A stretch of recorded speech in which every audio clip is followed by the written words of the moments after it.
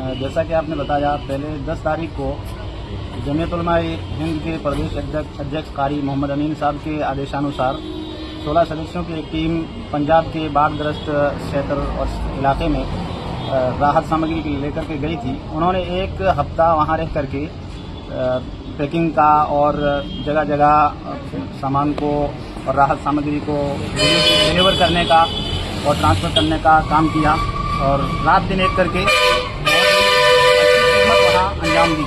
वो टीम आज ही अपना मिशन पूरा करके पोखरन लौटी है। आज दूसरी टीम जो लगभग 15 सदस्यों पर आधारित है, वो हजरत कारी साहब की नेतृत्व में, खुद कारी साहब उस टीम का नेतृत्व कर रहे हैं। आपके नेतृत्व में वो टीम फिर से पंजाब जा रही है और वहाँ एक हफ्ता के मिशन पर रह करके अपनी सेवाएं देगी।